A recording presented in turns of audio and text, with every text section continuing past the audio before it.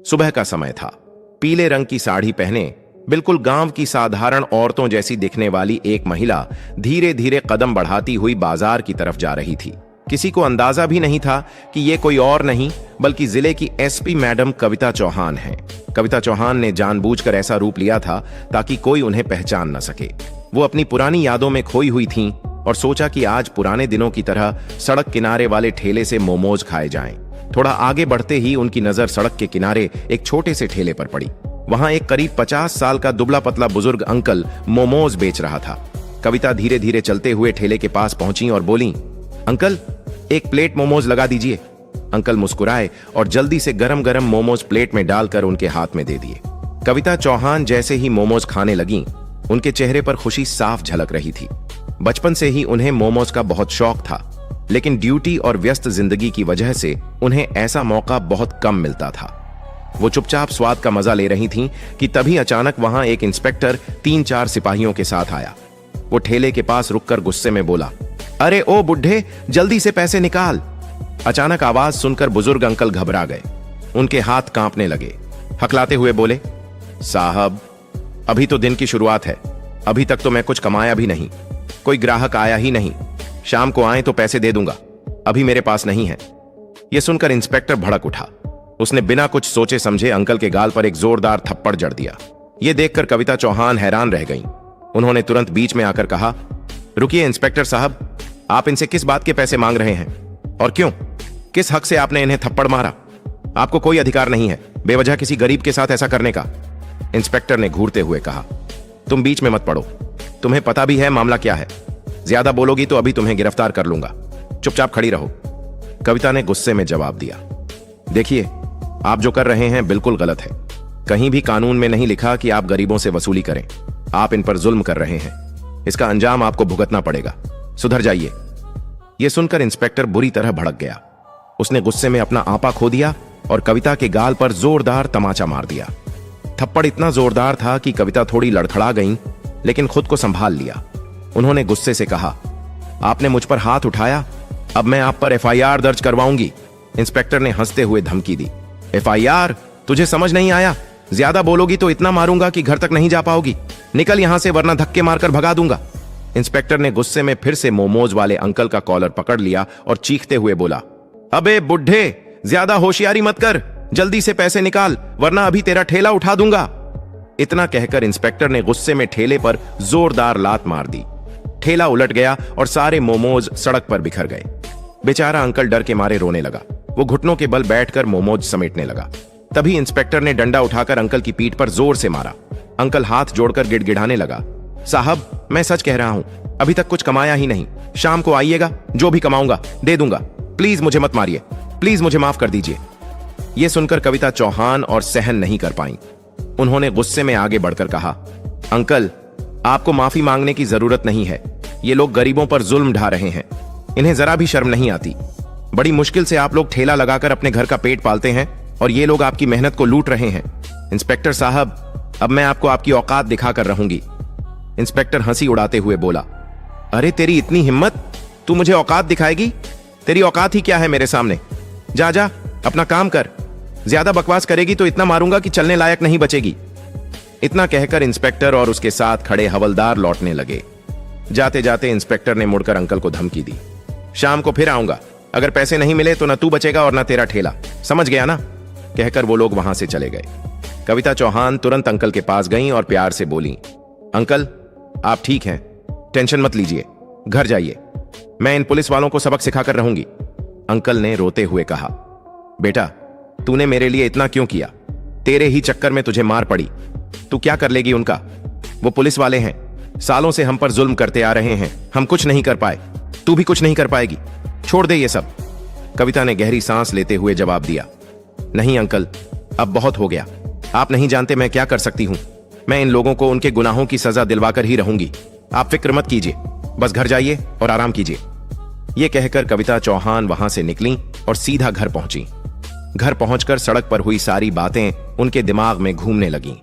उनका खून खौल रहा था। उन्होंने मन ही मन ठान लिया, अब इन्हें छोड़ना नहीं है, सबसे पहले इस इंस्पेक्टर पर रिपोर्ट दर्ज कराऊंगी और इसे सस्पेंड करवाकर रहूंगी। अगली सुबह कविता चौहान ने खुद को बिल्कुल साधारण महिला के रूप में तैयार किया।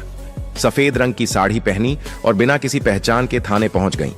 जैसे ही वो अंदर गईं, उनकी नजर एक हवलदार पर पड़ी। वही हवलदार जो कल सड़क पर इंस्पेक्टर के साथ था। कविता ने सीधा उससे पूछा, इंस्पेक्टर रामनाथ कहां है?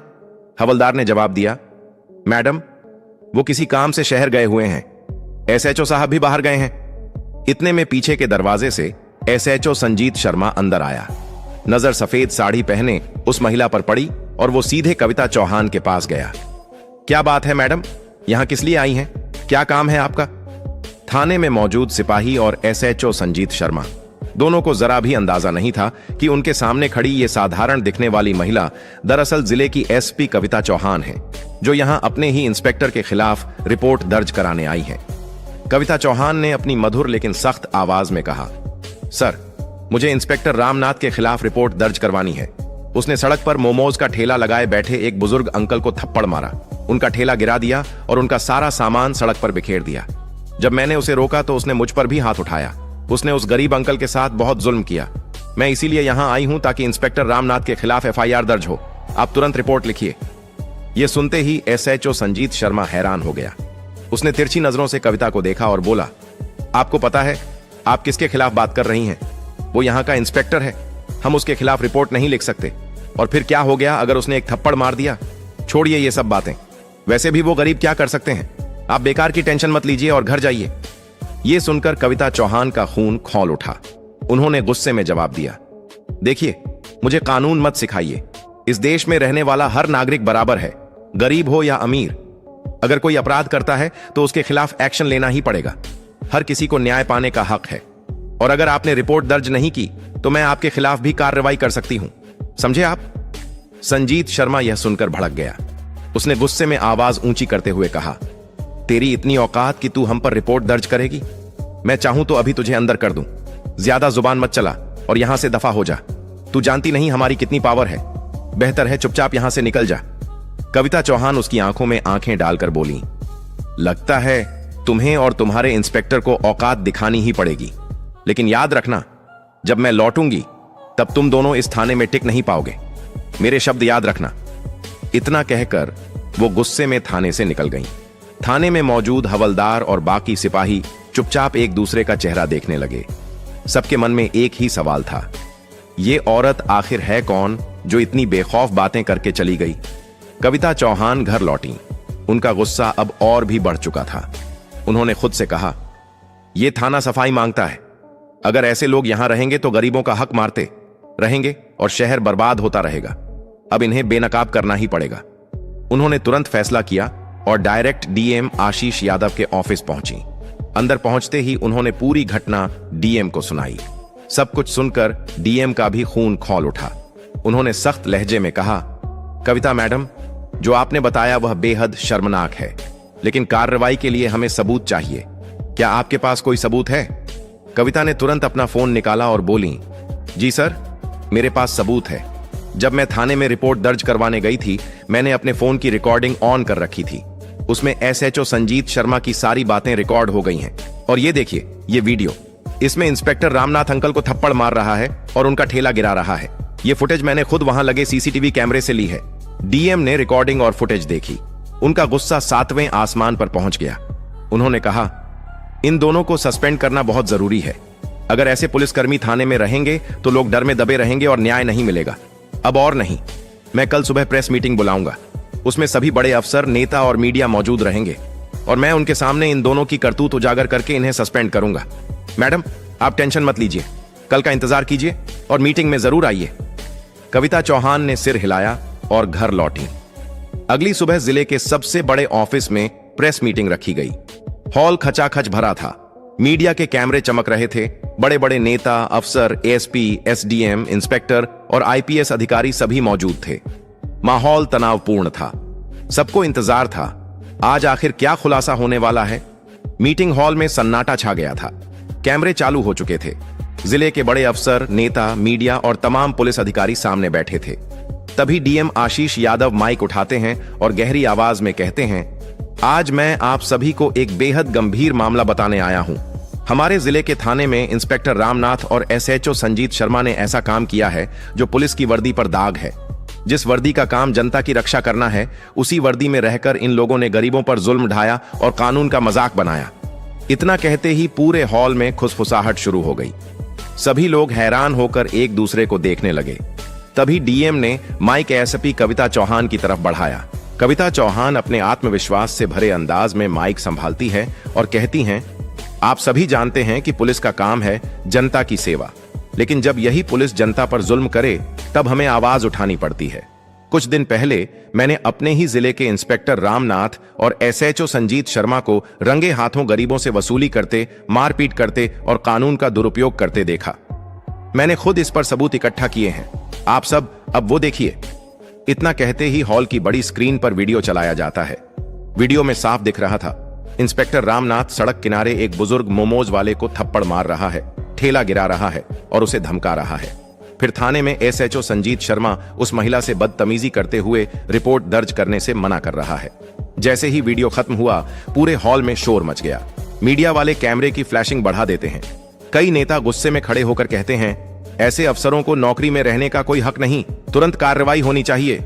इसके बाद कविता चौहान ने अपनी रिकॉर्डिंग सबको सुनाई। उसमें एसएचओ संजीत शर्मा की बेहुदा बातें और रिपोर्ट दर्ज न करने की साफ आवाज गूंज रही थी। अब माहौल और गर्म हो चुका था। सभी लोग गुस्से में थे। तभी डीएम आशीष यादव फिर माइक उठाते हैं और सख्त आवाज में कहते हैं, आज से इंस्पेक्टर रामनाथ और एसएचओ संजीत शर्मा को तत्काल प्रभाव से निलंबित किया जाता है। इनके खिलाफ विभागीय कार्रवाई शुरू की जाएगी। ऐसे लोगों का इस विभाग में कोई स्थान नहीं है। कानून से ऊपर कोई नहीं है, चाहे वो पुलिस ही क्यों ना हो। हॉल तालियों से गूंज उठा। मीडिया के कैमरे लगातार फ्लैश करने लगे।